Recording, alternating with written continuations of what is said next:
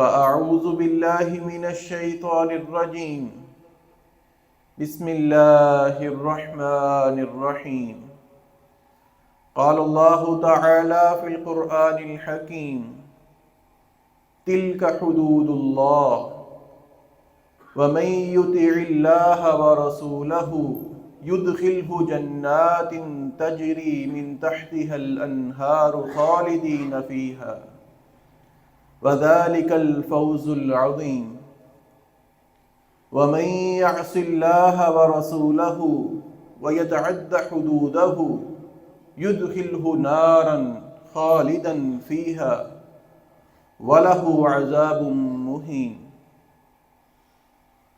ہر قسم کی حمد و ثنا، کبریائی، بڑائی اللہ وحدہ لا شریک کی ذات کے لیے، جو اکیلا ہی اس کائنات کا خالق و مالک ہے۔ لاکھوں کروڑوں درود و سلام سید الاولین، امام الانبیاء، سرتاج رسل جناب محمد الرسول اللہ صلی اللہ علیہ وسلم کی ذات اقدس پر۔ اس بات میں کوئی دو رائے نہیں کہ انسان اگر حقیقی کامیابی کا متلاشی ہو، حقیقی کامیابی کی تمنا رکھتا ہو، تو اس کے لیے صرف ایک ہی راستہ ہے، وہ آقا دو جہان صلی اللہ علیہ وسلم کی اتباع کرے، آپ کی پیروی کرے۔ لیکن دنیا میں انسان عارضی کامیابی کے لیے در در کی ٹھوکریں کھاتا ہے۔ یہ در در کی ٹھوکریں کھانا انسان کو شاید عارضی کامیابی تو حاصل کروا دے، اس کو مال تو مل جائے جس سے وہ دنیا کی زندگی عارضی طور پر، ظاہری طور پر اچھی گزار سکتا ہے، لیکن حقیقی کامیابی کے لیے اللہ رب العزت نے جو طریقہ بیان فرمایا ہے، وہ آپ علیہ الصلاۃ والسلام کو رول ماڈل مان کر آپ کی سیرت کو فالو کرنا ہے۔ آج کے خطبہ جمعہ کا عنوان اس حدیث کے تناظر کی روشنی میں کہ آپ علیہ الصلاۃ والسلام نے فرمایا، من سن فی الاسلام سنتا حسنہ، جس نے اسلام کے اندر کوئی اچھا طریقہ رائج کیا یا کوئی پچھلی سنت کو بلایا گیا تھا، اس سنت پر عمل کیا، فعمل بها بعدہ، اس نے اس سنت کو زندہ کرنے کے بعد لوگوں نے اس پر عمل کیا، آپ علیہ الصلاۃ والسلام نے فرمایا کتب لہ مثل اجر من عمل، اس آدمی کے لیے جس نے اس سنت کو زندہ کیا، لوگوں کو بلائی ہوئی سنت کے بارے میں تعلیم دی، لوگوں نے اس پر عمل کیا، فرمایا جتنا عمل، جتنا ثواب کرنے والوں کو دیا جائے گا، اتنا بتانے والوں کو ثواب ملے گا، ولا ينقص من اجورهم شيء، اور یہ نہیں کہ اس کے ثواب سے اللہ رب العزت کوئی کمی کریں گے، جتنا کرنے والے کو ثواب دیا جائے گا اتنا بتلانے والے کو بھی دیا جائے گا۔ اور شاید یہ ہو کہ کرنے والے کا اجر کم ہو، اس کے اخلاص کی بنیاد پر، اس کے عمل کے اور طریقے کی بنیاد پر، بتانے والے کا اجر 100% ہو، کیونکہ اس نے صحیح طریقہ بتلایا تھا، صحیح طریقے سے اور اخلاص کے ساتھ اس نے اس کو تعلیم دی تھی۔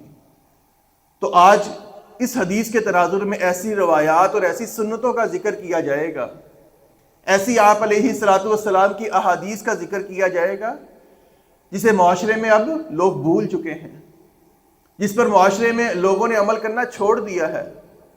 اس دعا کے ساتھ کہ اللہ رب العزت ہمیں ان سنتوں کو زندہ کرنے کی توفیق عطا فرمائے اور ہمیں ان پر عمل پیرا ہو کر روز قیامت آپ علیہ الصلاۃ والسلام کی شفاعت کا مستحق بنائے۔ یاد رکھیے، یہ جو آج ہم نے کیٹیگری بنا لی کہ یہ فرائض ہیں، ان کی پابندی کرنی ہے، یہ سنتیں ہیں، یہ نوافل ہیں، اس کا اہتمام نہ بھی کیا جائے تو کوئی مسئلہ نہیں، شاید گناہ تو نہ ہو، لیکن انسان اس نیکی کے معیار کو بھی نہیں پہنچ سکتا اگر ان نوافل کا اہتمام نہ کرے۔ ہماری نظر میں جب کوئی بات آئے کہ یہ سنت عمل ہے، ہم یہی سمجھ کے چھوڑ دیتے ہیں کہ نہ بھی کیا تو گناہ تو نہیں ہوگا، اس کو کرتے ہی نہیں ہیں، ہم صرف فرائض کے پیچھے چلتے ہیں۔ آئیے اس موضوع کو شروع کرنے سے قبل دو ائمہ اکرام کے محدثین عظام کے واقعات سن لیجئے۔ پہلا واقعہ امام احمد بن حنبل رحمہ اللہ کا۔ آپ نے اپنی حدیث کی کتاب لکھی مسند امام احمد بن حنبل، جس کے اندر تقریباً 30,000 روایات ذکر کی ہیں، اور وہ 30,000 روایات ذکر کرنے کے بعد کیا فرماتے ہیں؟ فرمایا کہ آج تک کوئی ایسی حدیث نہیں تھی جو میں نے لکھی ہے اور اس پر میں نے عمل نہ کیا ہو۔ یعنی 30,000 اگر روایات اپنی کتاب میں لکھی ہیں، ان 30,000 روایات پر عمل بھی کیا ہے۔ فرماتے ہیں ایک حدیث میری نظر سے یہ بھی گزری کہ آپ علیہ الصلوۃ والسلام نے سینگی لگوائی، اور سینگی لگوانے والے کو آپ نے 1 دینار دیا۔ فرمانے لگے میں نے اس حدیث پر بھی عمل کیا کہ سینگی بھی لگوائی اور 1 دینار سینگی لگانے والے کو بھی دیا۔ امام سفیان ثوری رحمہ اللہ فرماتے ہیں ما بلغنی الرسول اللہ صلی اللہ علیہ وسلم حدیث قط، فرمایا کبھی بھی ایسے نہیں ہوا کہ آپ علیہ الصلوۃ والسلام کی میں نے کوئی حدیث سنی ہو، میرے تک حدیث پہنچی ہو، الا عملت به ولو مرہ، فرمایا کہ ایسی حدیث کوئی بھی نہیں کہ جو میرے تک پہنچی ہو میں نے اس پر عمل نہ کیا ہو، اگرچہ 1 مرتبہ ہی کیوں نہ عمل کیا ہو، لیکن عمل ضرور کیا ہے۔ آج اس موضوع کو سننے سے قبل اللہ رب العزت کے ہاں یہ دعا کرتے ہیں کہ اللہ رب العزت بھی ہمیں ایسا ایمان نصیب فرمائے کہ ہم جو بھی حدیث سنیں آپ علیہ الصلوۃ والسلام کی، کم از کم زندگی میں 1 مرتبہ اس پر عمل کرنے کی اللہ ہمیں توفیق عطا فرما دے۔ پہلی حدیث جو آج کے ہمارے خطبہ جمعہ سے تعلق رکھتی ہے، آپ علیہ الصلوۃ والسلام کا معمول مبارک تھا، آپ جوتوں کے اندر بھی نماز پڑھ لیا کرتے تھے اگر آپ کے جوتے پاک ہوا کرتے۔ لیکن اس حدیث کو سننے سے قبل یہ یاد رکھیے کہ اس وقت کچی مساجد ہوا کرتی تھی، اب مساجد اچھی طرح تعمیر ہو چکی ہیں، اس کے اندر قالین کا انتظام کیا گیا ہے۔ یہ مقصد نہیں کہ حدیث کو سننے کے بعد آپ کل جوتے لے کر مسجد کے اندر آ جائیں اور جوتوں سمیت نماز پڑھیں، یہ فتنے کا انتشار کا باعث بنتا ہے۔ اس حدیث کا مطلب یہ ہے کہ اگر زمین کچی ہو، آپ کسی جگہ پر ایسی نماز پڑھیں جہاں مٹی ہو یا گھاس ہو، وہاں پر آپ جوتوں سمیت نماز پڑھ سکتے ہیں اگر آپ کے جوتے پاک ہو۔ صحابی بیان کرتے ہیں اللہ کے رسول علیہ الصلوۃ والسلام مسجد نبوی میں نماز کروا رہے ہیں، امامت کروا رہے ہیں، آپ نے جوتے مبارک پہنے ہوئے ہیں۔ نماز کے دوران آپ علیہ الصلوۃ والسلام نے اپنے جوتے اتار کر سائڈ پہ رکھ دیے، صحابہ نے بھی دیکھا تو صحابہ نے بھی اپنے جوتے اتار کے نماز کے دوران سائڈ پہ رکھ دیے۔ نماز کے بعد آپ علیہ الصلوۃ والسلام نے صحابہ سے پوچھا آپ نے جوتے کیوں اتارے؟ کہا اللہ کے رسول آپ نے بھی نماز کے دوران جوتے اتار دیے، ہم نے بھی اتار دیے۔ فرمایا میرے پاس تو جبرائیل علیہ السلام آئے تھے، بتایا کہ پیارے حبیب آپ کے جوتے ناپاک ہیں، اس پہ گندگی لگی ہے، آپ جوتے اتار دیجیے۔ معلوم ہوا اگر آپ کے جوتے پاک ہوں، جگہ بھی ایسی ہے کہ جو پارک میں آپ کبھی نماز پڑھنے کا موقع ملے، کبھی مٹی میں نماز پڑھنے کا موقع ملے، آپ کے جوتے پاک ہوں تو کبھی آپ علیہ الصلوۃ والسلام کی سنت پر عمل کریں، جوتوں سمیت بھی نماز پڑھی جا سکتی ہے۔ دوسری حدیث، یہ حدیث پہلے بزرگ حضرات اپنے بچوں کو سمجھایا کرتے تھے، تربیت کیا کرتے تھے، لیکن افسوس کے ساتھ آج یہ اس پر عمل کرنا چھوڑ دیا گیا ہے۔ آپ علیہ الصلوۃ والسلام کا فرمان مبارک ہے کہ جب جوتا پہنو تو دایاں جوتا پہلے پہننا ہے اور اتارنے کی باری بایاں قدم پہلے اتارنا ہے۔ آج اس پر عمل کرنا تقریباً چھوڑ دیا گیا ہے، اور عمومی حالات میں بھی آپ علیہ الصلوۃ والسلام کا معمول تھا کہ کوئی چیز پکڑتے آپ دائیں ہاتھ سے چیز پکڑتے، ہم نے اس کی تمیز بھی ختم کر دی، بائیں ہاتھ سے پکڑ رہے ہیں، دائیں ہاتھ سے پکڑ رہے ہیں، ہمیں اس چیز کا فرق نہیں پڑتا۔ اور سیدہ عائشہ رضی اللہ تعالیٰ عنہا بیان کرتی ہیں آپ اس طرح کے سارے کاموں میں دائیں ہاتھ سے چیز کو پکڑا کرتے تھے، بائیں ہاتھ سے پکڑنا یا کھانا آپ علیہ الصلوۃ والسلام اس سے منع کیا کرتے تھے۔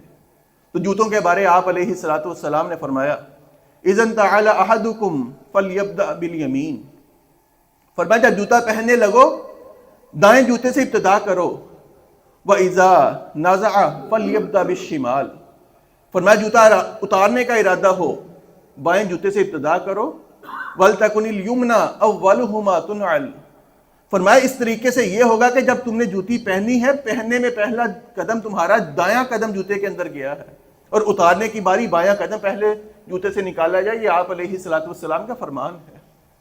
تو ہمیں ان چیزوں کا خیال رکھنا چاہیے۔ عام حالات میں کوئی چیز کسی کو پکڑانی ہے، پکڑنی ہے، دائیں ہاتھ کا اہتمام کریں، جوتی پکڑنی ہو، جوتی پہننی ہو تو دائیں پاؤں سے اس چیز کا ابتدا کرنی چاہیے۔ تیسری حدیث، تقریباً اس پر عمل کرنا چھوڑ دیا گیا ہے، شاید ہی کوئی عمل کرتا ہو۔ صحابی بیان کرتے ہیں اللہ کے رسول علیہ الصلوۃ والسلام کا معمول مبارک تھا، آپ جب بھی سفر سے واپس آتے سیدھا مدینہ میں آ کر پہلے مسجد میں جاتے، 2 رکعت ادا کرتے، اس کے بعد لوگوں سے ملاقات کرتے اور اپنے گھر جایا کرتے۔ یعنی سفر سے جب بھی آپ مدینہ میں واپس آئے ہیں، آپ سیدھا گھر نہیں جایا کرتے، مسجد میں جا کے 2 رکعت ادا کرتے، اس کے بعد آپ علیہ الصلوۃ والسلام لوگوں سے ملتے، صحابہ سے ملتے اور اپنے گھر کا رجوع کرتے۔ کبھی آپ ڈائریکٹ اپنے گھر داخل نہیں ہوئے۔ اس حدیث پر تقریباً عمل کرنا چھوڑ دیا گیا ہے۔ آپ علیہ الصلوۃ والسلام کا سنت طریقہ یہ تھا کہ کسی دوسرے شہر سے واپس آتے، سیدھا مسجد میں جاتے، 2 رکعت ادا کرتے، پھر اپنے گھر کا رجوع کرتے۔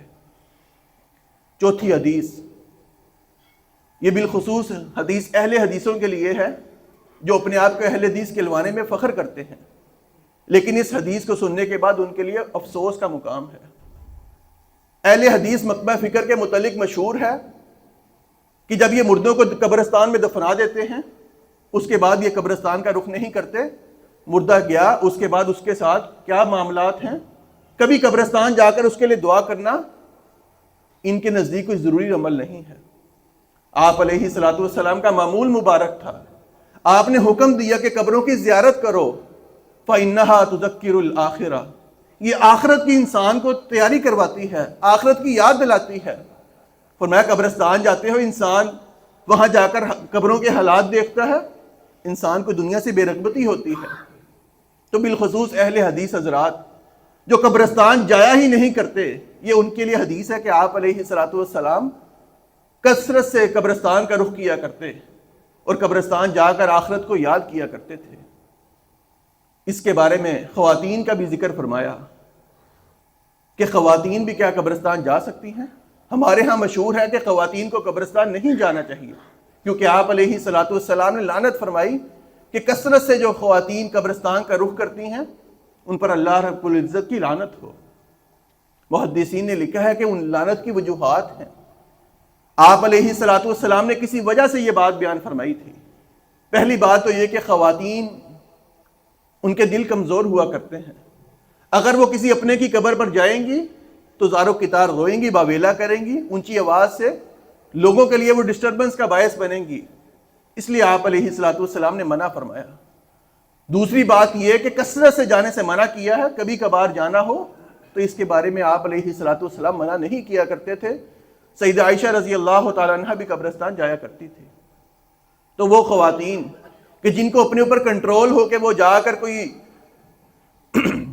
غیر شرعی حرکت نہیں کریں گی، واویلا نہیں کریں گی، ان کو قبرستان جانا چاہیے۔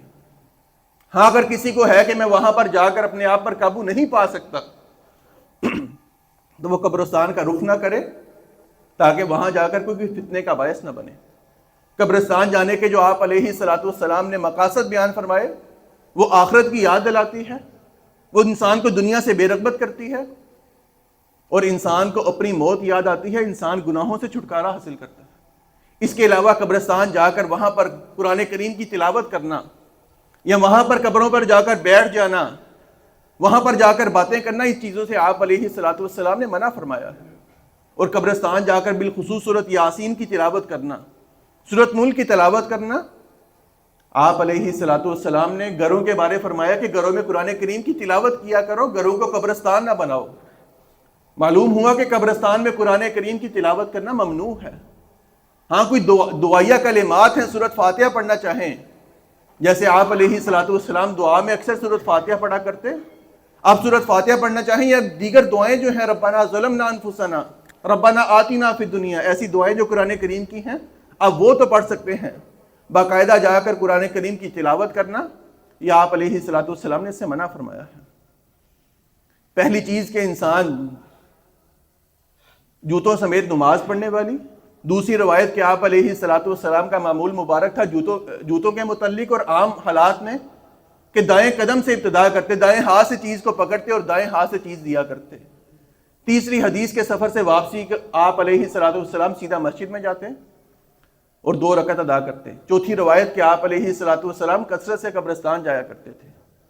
5ویں روایت آپ علیہ الصلوۃ والسلام سے پوچھا گیا ای الاسلام خیر، سب سے بہترین اسلام کون سا ہے؟ آپ علیہ الصلوۃ والسلام نے فرمایا تطعم الطعام، لوگوں کو اللہ کی رضا کے لیے کھانا کھلانا، وتقرأ السلام علی من عرفت ومن لم یعرف، ہر اس آدمی کو سلام کرنا چاہے تم اس کو جانتے ہو یا نہیں جانتے. آج ہم گزرتے چلتے پھرتے اپنے جاننے والوں کو تو سلام کر لیتے ہیں، لیکن کسی اجنبی کو سلام نہیں کرتے. آپ علیہ الصلوۃ والسلام نے فرمایا بہترین اسلام یہ ہے کہ انسان لوگوں کو سلام کرے، اگرچہ ان کو جانتا ہے یا نہیں جانتا، ان کو سلام کرنا بھی بہترین اسلام کی علامت ہے. 6ٹھی حدیث آپ علیہ الصلوۃ والسلام کا معمول مبارک تھا، آپ نماز ادا کرتے تو سترے کا اہتمام کرتے، اور آپ علیہ الصلوۃ والسلام نے صحابہ کو حکم دیا لا یصلی الا الی سترہ، انسان نماز نہ پڑھے یہاں تک کہ اپنے سامنے سترہ رکھ لے. سترہ کیا چیز ہے؟ انسان اپنے سامنے کوئی ایسی چیز رکھے کہ اس کے سامنے سے کوئی گزر نہ سکے. کم از کم انسان اتنے فاصلے پر رکھے جیسے آج کل قالین بچھے ہیں، ان پر صفوں کی نشاندہی کر دی گئی ہے. اب اپنی صف کو مکمل کرنے کے بعد آگے کوئی ستھرا رکھے، کسی پلر کا انتظام کرے کہ پلر کے پیچھے نماز پڑھنی ہے. کوئی آدمی بیٹھا ہے آپ اس کو ستھرا بنانا چاہیں، آپ کو ستھرا بنانا چاہیے. صحابہ اکرام کے متعلق آتا ہے کہ مغرب کی اذان ہوتی، صحابہ اکرام بھاگ کر تیزی کے ساتھ ستھروں کے پیچھے جایا کرتے، ستونوں کے پیچھے جاتے، ستونوں کے پیچھے نماز پڑھتے، یعنی ان کو ستھرا بناتے. اور آج کل جو ہمارا معمول بن چکا ہے کہ ساری مسجد خالی ہے کہ پیچھے 5ویں صف میں کھڑے ہو کر نماز شروع کر دیں، آگے کوئی ستھرا بھی نہیں پڑا، لوگوں کے لیے گزرنے کے لیے بھی مشکلات کا باعث ہوں. اس چیز سے آپ علیہ الصلوۃ والسلام نے منع کیا ہے. آپ کو نماز پڑھنی ہے ستھرے کا اہتمام کر کے پڑھیں. صحابہ کرام کا یہی عمل ملتا ہے. بلکہ سیدنا عبداللہ بن عمر رضی اللہ تعالیٰ عنہ اتنا اہتمام کرتے، اپنے غلام کو کہتے میرے سامنے بیٹھ جاؤ، تم نے اٹھنا نہیں ہے، میں تمہیں ستھرا بنا کر نماز پڑھوں گا. تو انسان کو ستھرے کا انتظام کرنا چاہیے. کسی پلر کے پیچھے، کسی کرسی کے پیچھے انسان نماز پڑھے تاکہ لوگوں کے لیے مشکلات کا باعث نہ بنے. اور آپ علیہ الصلوۃ والسلام کا اگلا فرمان کہ انسان کو نفل نماز، سنت نماز گھر میں ادا کرنی چاہیے. ہمارا یہ بھی معمول بن چکا ہے کہ فرض نماز مسجد میں ادا کی، وہیں ساری سنتیں ادا کر کے ایک دفعہ ہی گھر جاتے ہیں. بلکہ آپ علیہ الصلوۃ والسلام کا معمول مبارک تھا، آپ صرف فرض نماز مسجد میں ادا کرتے، اور فرمایا نفل نماز جو سنتیں ہیں، فرمایا انسان کی بہترین نماز ہے انسان اپنے گھر میں ادا کرے سوائے فرض نماز کے. یعنی آپ فرض نماز مسجد میں ادا کریں، کوشش کریں کہ اگر ممکن ہو تو سنتیں گھر میں جا کے ادا کریں. فرمایا گھر میں یہ برکتوں کا باعث بنتی ہے. آج شاید ہمارے گھروں میں جو برکت نہیں ہے اس کی وجہ ہی یہ ہے کہ انسان سنتوں کا انتظام مسجد میں کرتا ہے، گھروں میں اس کا انتظام نہیں کیا جاتا. 8ویں حدیث آپ علیہ الصلوۃ والسلام کا فرمان مبارک ہے، انسان جب سونے کا ارادہ کرے اپنے بستر پر جائے، کسی چادر کے ساتھ، کسی کپڑے کے ساتھ اپنے بستر کو جھاڑ کر لیٹے. فرمایا اس کی غیر موجودگی میں معلوم نہیں کہ اس کے بستر پر کیا چیز آ گئی ہے، کوئی موذی جانور بھی آ سکتا ہے، کوئی سانپ بھی آ سکتا ہے. فرمایا بستر کو جھاڑ کر سونا چاہیے. یہ آپ علیہ الصلوۃ والسلام کا معمول مبارک تھا، ہم نے اس پر بھی عمل کرنا چھوڑ دیا ہے. 9واں عمل صحابہ اکرام بیان کرتے ہیں، آپ علیہ الصلوۃ والسلام نے ہمیں تعلیم دی، کسی کام کے کرنے کا ارادہ ہو لیکن تردد کا شکار ہیں، شک و شبے کا شکار ہیں، یہ کام کریں یا نہ کریں. فرمایا آپ علیہ الصلوۃ والسلام ہمیں حکم دیا کرتے کہ اللہ رب العزت سے مشورہ کرو، استخارہ کرو. اور فرمایا جیسے آپ علیہ الصلوۃ والسلام قرآن کریم کی کوئی سورت یاد کرواتے، ایسے ہی صحابہ اکرام کو آپ دعائے استخارہ یاد کرواتے کہ استخارے کی دعائیں یاد کرو. کوئی بھی کام کرنا ہے، کوئی رشتہ کرنا ہے، کوئی کاروبار کرنا ہے، اللہ سے مشورہ کرو، اللہ سے دعا کرو، اللہ یہ کام کرنے کا ارادہ ہے، اگر میرے لیے بہتر ہے اس میں میرے لیے آسانی پیدا کر، اگر میرے لیے بہتر نہیں ہے مجھے اس کام سے دور کر لے. اور یاد رکھیے آن لائن استخارے کا بھی آج کل ٹرینڈ چلا ہے. آن لائن استخارہ کوئی کنسیپٹ نہیں ہے بلکہ اسلام سے دوری کا نتیجہ ہے. صحابہ اکرام سے کبھی ثابت نہیں کہ صحابہ اکرام نے آپ علیہ الصلوۃ والسلام سے آ کر کہا ہو آپ میرے لیے استخارہ کر دیں. جب آپ علیہ الصلوۃ والسلام صحابہ کے لیے استخارہ نہیں کرتے تھے، یہ آن لائن استخارے کا کون سا طریقہ ہے کہ اپنی والدہ کا نام بتاؤ، اپنے بہن بھائیوں کا نام بتاؤ اور استخارہ آپ کو بتا دیں گے کہ آپ کے لیے کام اچھا ہے یا نہیں؟ یہ طریقہ سنت سے ثابت نہیں ہے۔ انسان اپنے لیے خود استخارہ کرے گا۔ کوئی والدین اپنے بچوں کے لیے استخارہ کر سکتے ہیں کہ یہ کام کرنا ہے، یہ رشتہ کرنا ہے تو استخارہ کر لیں، لیکن کوئی دوسرا فرد کسی کے لیے استخارہ کرے، یہ آپ علیہ الصلوۃ والسلام کا طریقہ مبارک نہیں تھا۔ 10واں عمل، آپ علیہ الصلوۃ والسلام نے فرمایا، اللہ رب العزت فرماتے ہیں، حدیث قدسی ہے، وجبت محبتی للمتحابین فیہ، میری محبت ان لوگوں کے لیے لازم ہو گئی ہے جو آپس میں محبت کرتے ہیں، صرف اللہ کی رضا کے لیے محبت کرتے ہیں۔ آج ہم کسی سے محبت کریں، مال کے لیے محبت کریں، کسی کے لیے محبت کریں، کسی شہرت کے لیے، کسی عہدے کے لیے، یہ محبت، یہ ملاقات کبھی ایسی بھی ہوا کرتی تھی کہ لوگ دوسرے شہروں کا سفر کرتے صرف اللہ والوں سے ملاقات کے لیے کیا کرتے۔ آج ہم نے کبھی اس نیت سے، کبھی اس ارادے سے سفر نہیں کیا کہ کسی اللہ والے سے ملنے جا رہے ہیں۔ وہ حدیث کے اللہ رب العزت کے پیارے حبیب علیہ الصلوۃ والسلام نے فرمایا، ایک انسان اپنے شہر سے دوسرے شہر کا سفر کرتا ہے، راستے میں فرشتہ اللہ رب العزت نے بھیجا، اسے ملاقات کی، کہا کس ارادے سے جا رہے ہو؟ کہا اپنے دوست سے ملنے جا رہا ہوں اللہ کی رضا کے لیے۔ کہا اس نے کوئی احسان کیا تھا؟ کہا نہیں، کوئی احسان نہیں، صرف اللہ کی رضا کے لیے ملنا ہے۔ ایسے بندوں کے لیے آپ علیہ الصلوۃ والسلام نے فرمایا، روز قیامت اللہ ایسے بندوں کو ایسا نور عطا کریں گے جو صرف اللہ کے لیے محبت کیا کرتے تھے۔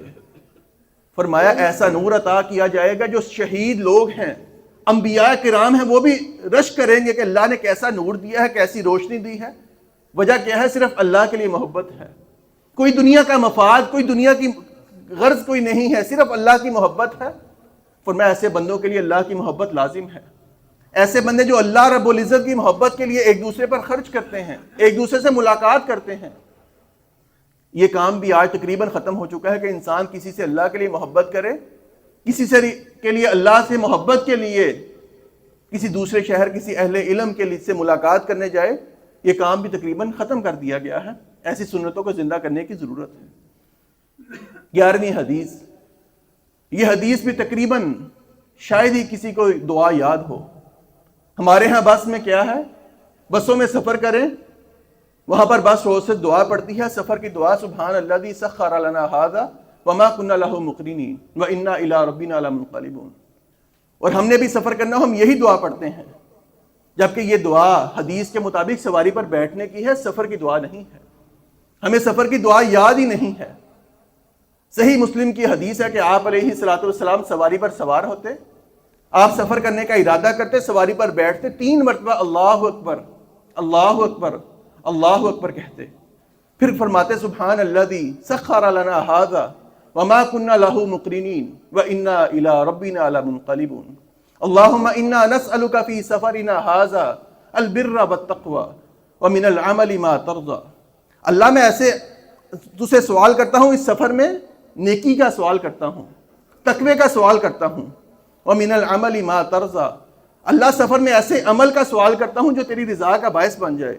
اللہم ہون علینا سفرنا ھذا، اللہ یہ سفر میرے لیے آسان فرما دے، واطوی عنا بعدہ، اللہ اس سفر کی مشکلات کو، تنگیوں کو مجھ سے دور کر دے۔ اللہم انت الصاحب فی السفر، اللہ سفر میں ساتھی صرف تو ہی ہے، والخلیفۃ فی الاہل، میرے گھر کا جو خلیفہ ہے، نگران ہے، اللہ صرف تو ہی ہے۔ اللہم انی اعوذ بک من وعثاء السفر، اللہ سفر کی مشکلات سے، مشقتوں سے میں تجھے پناہ مانگتا ہوں، وکآبۃ المنظر وسوء المنقلب فی المال والاہل، اللہ مال کے اندر، میرے گھر والوں کے اندر کوئی مشکل کا باعث آ جائے، کوئی تنگی آ جائے، اللہ میں اس سے پناہ مانگتا ہوں۔ آپ سفر کی دعا یہ پڑھا کرتے تھے۔ جو سواری پر بیٹھنے کی دعا ہے، ہم نے اس کو سفر کی دعا بنا لیا، یہ کسی حدیث سے ثابت نہیں ہے۔ لہٰذا صحیح مسلم کی روایت ہے کہ آپ علیہ الصلوۃ والسلام سفر کی دعا یہ پڑھتے۔ ہمیں اس دعا کا انتظام کرنا چاہیے، اہتمام کرنا چاہیے۔ 12ویں حدیث کہ انسان صبح شام کے اذکار کرے۔ چند بزرگ حضرات کے علاوہ اس چیز کا بھی انتظام نہیں ہے، اہتمام نہیں ہے کہ انسان صبح شام کے اذکار کرے۔ صبح شام کے اذکار بہت زیادہ ہیں، اگر آپ زیادہ نہیں کر سکتے، کوئی 2-3 دعائیں ہی اس کا اپنا معمول بنا لیں۔ ایک سید الاستغفار جس کے بارے آپ علیہ الصلوۃ والسلام نے فرمایا، انسان صبح کے وقت یقین کے ساتھ سید الاستغفار پڑھ لے فرمایا شام سے پہلے اگر موت آ گئی سیدھا جنت میں جائے گا. شام کو پڑھ لیا، صبح سے پہلے موت آ گئی سیدھا جنت میں جائے گا. کتنا آسان ہے کہ انسان سید الاستغفار پڑھے، اس کے مطابق عمل کرے، صبح بھی پڑھے شام کو بھی پڑھے، اپنا معمول بنا لے. جب بھی دنیا سے جائے گا اللہ رب العزت اس کو سیدھا جنت میں لے جائیں گے. آپ علیہ الصلوۃ والسلام نے فرمایا جو صبح کے وقت شام کے وقت 3 دفعہ یہ دعا پڑھتا ہے، بسم اللہ الذی لا یضر مع اسمہ شیء فی الارض ولا فی السماء وهو السمیع العلیم.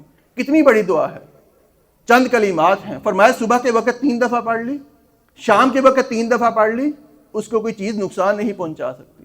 اور فرمایا سبحان اللہ و بحمدہ 100 مرتبہ جو صبح کے وقت پڑھتا ہے 100 مرتبہ شام کے وقت پڑھتا ہے. فرمایا روز قیامت ایسا عمل کرنے والا کوئی اس کے برابر کا پایا ہی نہیں جائے گا. جتنا اللہ رب العزت اس آدمی کو ثواب دیں گے، اجر دیں گے کہ 100 مرتبہ اس نے صبح سبحان اللہ و بحمدہ ہی پڑھا ہے، شام کے وقت 100 دفعہ پڑھا ہے، اس کے برابر کوئی، اس کے پلڑے میں کوئی عمل کے برابر کوئی ہے ہی نہیں. فرمایا جو اس سے زیادہ پڑھے گا یا اتنا پڑھے گا وہ اس کا مقابلہ کر سکتا ہے، وگرنہ کوئی اس کا مقابلہ نہیں کر سکتا. 13ویں حدیث، آپ علیہ الصلوۃ والسلام کا معمول مبارک تھا. آپ عام لباس پہنتے یا نیا لباس پہنتے، آپ اس کی دعا پڑھا کرتے تھے. آج ہمیں شاید نیا لباس پہننے کی دعا یاد ہی نہیں. آپ علیہ الصلوۃ والسلام نیا لباس زیب تن کرتے، آپ اللہ سے دعا کرتے اللہم لک الحمد، اللہ ساری تعریفیں تیرے ہی لیے ہیں. انت کسوتنی ہی، اللہ آپ نے مجھے کپڑا پہنایا. اسألک خیرہ وخیر ما صنع لہ، اللہ جو اس کے لیے جو اس کے اندر برکت رکھی ہے میں اس کا سوال کرتا ہوں، جو اس کے اندر خیر ہے یا اللہ اس چیز کا سوال کرتا ہوں.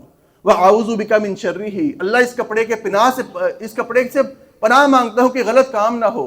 وَشَرِّ مَا صُنِعَ لَهُ، اللہ جو اس کے ذریعے شر ہے اس شر سے مجھے بچا لے. یہ آپ نیا لباس پہنتے ہوئے دعا کرتے. اور دوسری روایت کہ آپ علیہ الصلوۃ والسلام عام لباس پہنتے دعا کرتے، اور دعا کا فضیلت بھی بیان فرمائی.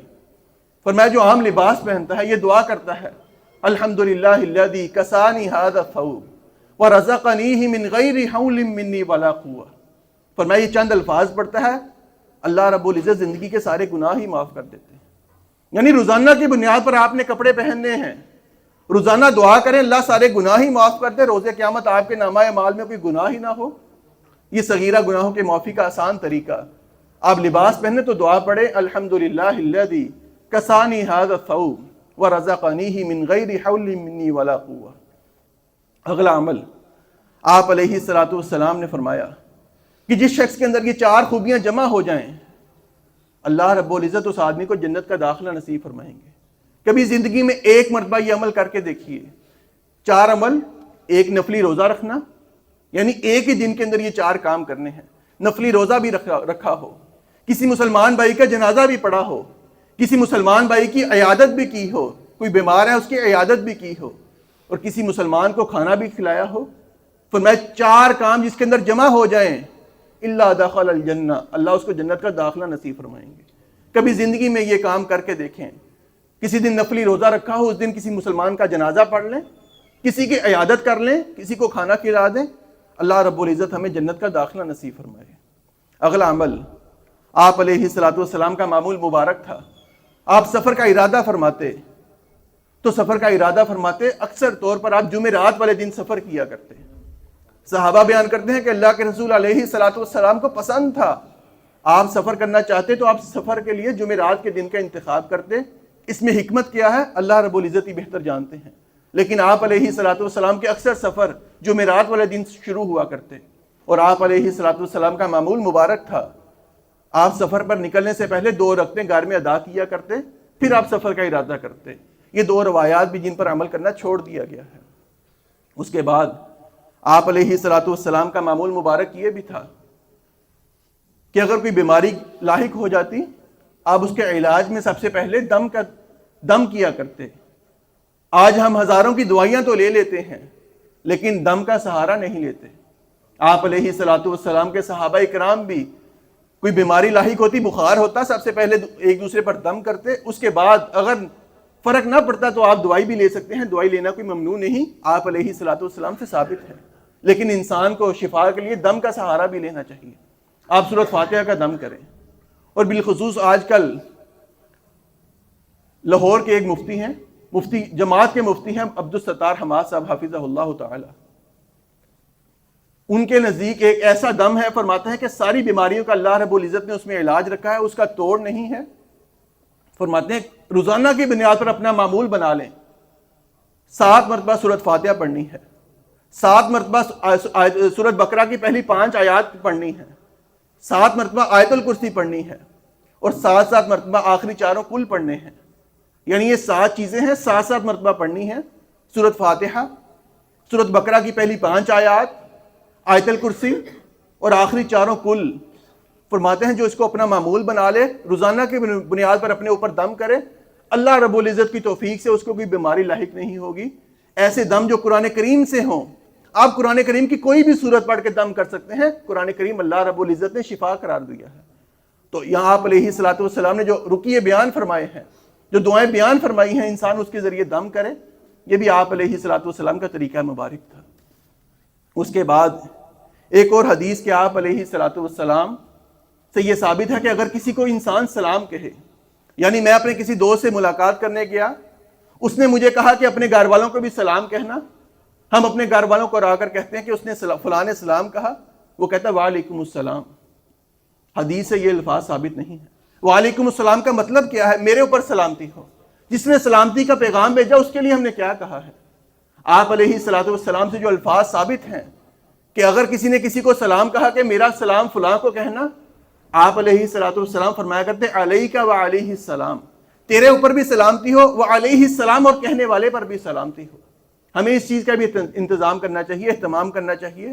اگر کوئی کسی کو سلام کہے کہ میرا سلام فلاں کو کہنا، اس کو کہیں علیک، آپ کے اوپر بھی سلامتی ہو، وعلیہ السلام، اور اس کے اوپر بھی سلامتی ہو. یہ حدیث بھی تقریباً لوگوں کے ہاں مشہور نہیں ہے. اور اسی طرح آپ علیہ الصلوۃ والسلام کا یہ بھی معمول مبارک تھا. آپ مسجد میں جب بھی آتے، آپ تحیات المسجد کا انتظام کرتے.